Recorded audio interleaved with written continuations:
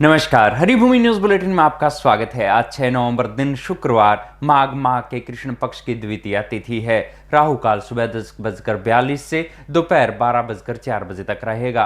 आज हरियाणा में मौसम आमतौर पर साफ रहेगा। सुबह और शाम को ठंडक बढ़ेगी। अब नजर डालते हैं आज के प्रमुख हेडलाइंस पर। बिहार चुनाव पहले फेज में 121 सीटों पर 64.46% मतदान। डिप्टी सीएम पर हमला, दरोगा ने आरजेडी उम्मीदवार को धमकाया, बुर्के पर बवाल। बिहार चुनाव नेताओं को विदेशी लड़कियां पसंद, 100 लड़कियों की डील। विधायक एमएलसी आवासों पर हाई प्रोफाइल लड़कियों की सप्लाई। सट्टेबाजी केस, ईडी ने क्रिकेटर सुरेश रैना और धवन की 11.14 करोड़ की संपत्ति की अटैच। सट्टेबाजी की कमाई प्रॉपर्टी पर लगाने का आरोप। मौसम माइनस में तापमान, जम्मू कश्मीर, उत्तराखंड और हिमाचल में बर्फबारी। व्हाइट वंडरलैंड, दिल्ली बना गुलमर्ग, 7 राज्यों में बड़ी ठंडक। सीजेआई का फिजूल खर्ची पर बड़ा बयान। न्याय के मंदिर बने कोर्ट, 7 स्टार होटल नहीं, फिजूल खर्ची से बचने की सलाह। अब खबरें विस्तार से। सबसे पहले बात करते हैं बिहार में पहले फेज में हुए 121 सीटों के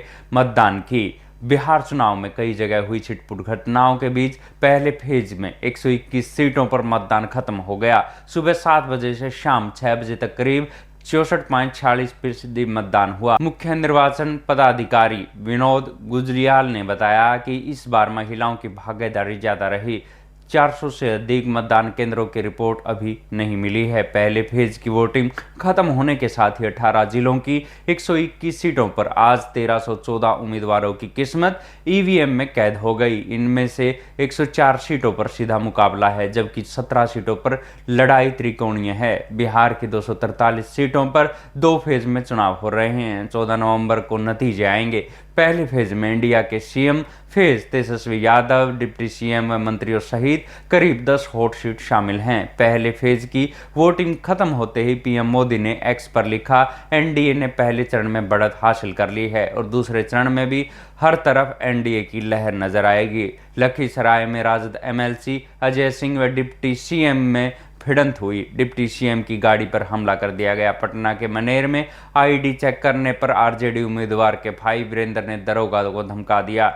वैशाली में आरजेडी उम्मीदवार रविंद्र कुमार सिंह के भड़काने पर लोगों ने सीआरपीएफ जवानों पर पत्थर फेंके। सारण के जेतपुर में सीपीआई प्रत्याशी सत्येंद्र कुमार की गाड़ी पर ईंट, पत्थर, लाठी से हमले किए गए। यहां से मांझी चुनाव लड़ रहे हैं। सिवान, दरभंगा और मुजफ्फरपुर के 8 बूथों पर सड़क व शमशान की मांग को लेकर मतदाताओं ने मतदान का बहिष्कार किया।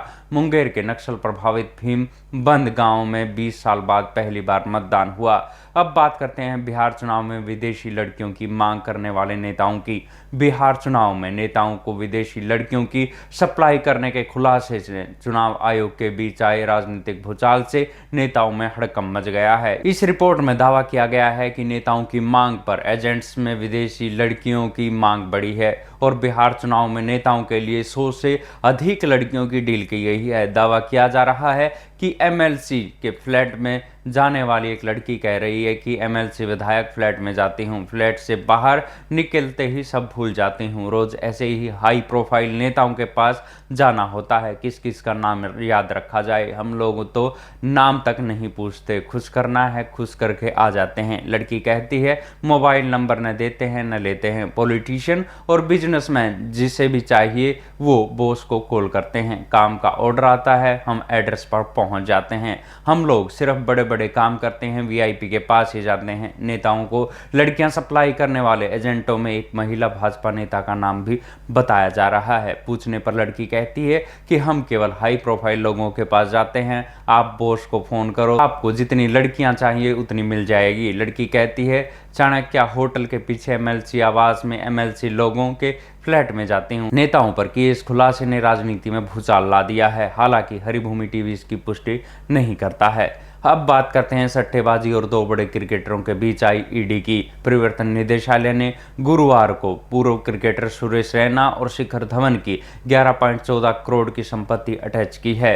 ईडी ने दावा किया है कि सुरेश रैना और शिखर धवन ने ऑनलाइन बैटिंग ऐप 1xBet के प्रमोशन से हुई कमाई का इस्तेमाल निवेश और संपत्ति खरीदने में किया था। मनी लॉन्ड्रिंग रोकथाम कानून के तहत ये कार्रवाई की गई है। जानकारी के अनुसार सुरेश रैना का 6.64 करोड़ रुपए का म्यूचुअल फंड निवेश और धवन की 4.5 करोड़ रुपए की संपत्ति को अटैच किया गया है। ईडी ऑफिशियल सोर्स ने न्यूज एजेंसी पीटीआई को बताया कि संपत्ति को प्रोसीडर्स ऑफ क्राइम यानी अपराध से कमाई संपत्ति माना गया है। सितंबर में ईडी ने 1xBet के ऐप के मामले में क्रिकेटर युवराज सिंह, सुरेश रैना, रोबिन उथप्पा और शिखर धवन, अभिनेता सोनू सूद, अभिनेत्री मिमी चक्रवर्ती और अंकुश हाजरा व कुछ ऑनलाइन इन्फ्लुएंसर से पूछताछ की थी। बैंक अकाउंट और ट्रांजैक्शन से मिली जानकारी के बाद ईडी ने खिलाड़ियों, अभिनेताओं और इन्फ्लुएंसर्स के बयान मनी लॉन्ड्रिंग कानून की धारा 50 के तहत दर्ज किए हैं। कई सेलिब्रिटीज ने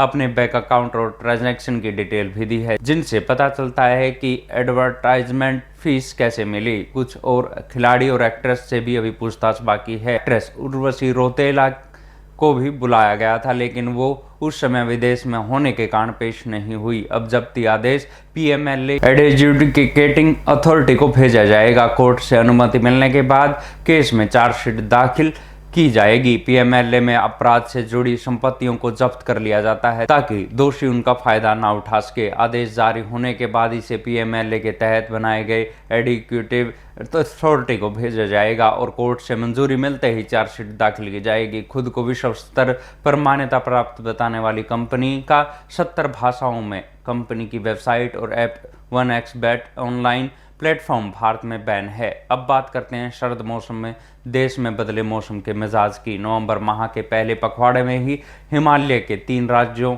जम्मू कश्मीर, उत्तराखंड, हिमाचल में बर्फबारी शुरू हो गई है। जम्मू कश्मीर के बारामूला में गुलमर्ग व्हाइट वंडरलैंड में बदल गया है। उत्तराखंड में बद्रीनाथ, केदारनाथ धाम भी बर्फ से ढक गए हैं। हिमाचल प्रदेश के ऊंचाई वाले इलाकों लाहौल और स्पीति और किन्नौर, कुल्लू में ताज़ा बर्फबारी हुई, जिससे तापमान में गिरावट हुई है। देश भर में लोग बर्फबारी का नज़ारा देखने पहुंच रहे हैं। तांबो में पारा -2.2 और कुकुसेरी में -1.8 और केलांग में 0.4 दर्ज किया गया। पहाड़ी इलाकों में बर्फबारी का असर मैदानी राज्यों में भी नजर आने लगा है। दिल्ली, हरियाणा, राजस्थान, मध्य प्रदेश, उत्तर प्रदेश, राजस्थान, पंजाब, झारखंड में ठंडी हवाएं चलने से तापमान में 3 डिग्री तक की गिरावट दर्ज की गई है। मौसम विभाग के अनुसार इन राज्यों में अगले 3 दिन में ठंड जोर पकड़ लेगी। पहाड़ों पर बर्फबारी शुरू हो गई है, जिसका असर अगले 48 घंटे में मध्य प्रदेश में भी देखने को मिलेगा।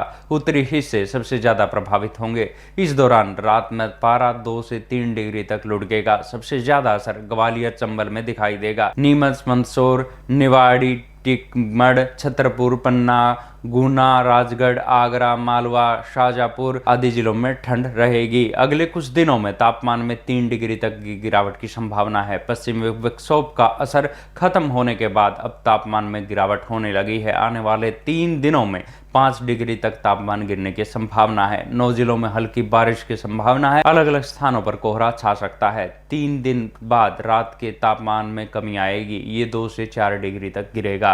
और अंत में बात करते हैं फिजूल खर्ची पर सीजेआई बीआर गवई की। भारत के चीफ जस्टिस बीआर गवई ने कहा कि कोर्ट की बिल्डिंग न्याय का मंदिर होना चाहिए, न कि 7 स्टार होटल। जज अब कोई भगवान नहीं रहे, वे भी आम नागरिकों की सेवा के लिए हैं। उन्होंने बुधवार को बांद्रा में बन रही बम्बई हाई कोर्ट की नई बिल्डिंग की नींव रखने के बाद ये बात कही। सीजेआई ने कहा कि नए भवन किसी राजशाही ढांचे जैसा ना दिखे, बल्कि संविधान के मूल्यों के अनुसार बने। सीजेआई ने फिजूल खर्ची से बचने के लिए भी सलाह दी है। मुख्य न्यायाधीश के रूप में चीफ जस्टिस गवई का ये आखिरी महाराष्ट्र दौरा था। सीजेआई ने कहा कि वो अपने गृह राज्य में नए एक बुनियादी ढांचे से संतुष्ट हैं। गवई 23 नवंबर को रिटायर हो रहे हैं और जस्टिस सूर्यकांत भारत के अगले सीजेआई होंगे। गवई ने कहा कि शुरुआत में वो बिल्डिंग की नींव रखने के कार्यक्रम में शामिल होने से हिचकिचा रहे थे, लेकिन बाद में उन्होंने फैसला बदल लिया। उनसे कहा गया था कि पता नहीं कब बम्बई हाई कोर्ट का कोई जज कब सीजेआई के पद पर पहुंचे। ऐसे में गवई ने कार्यक्रम में आने की हामी भर दी। उन्होंने कहा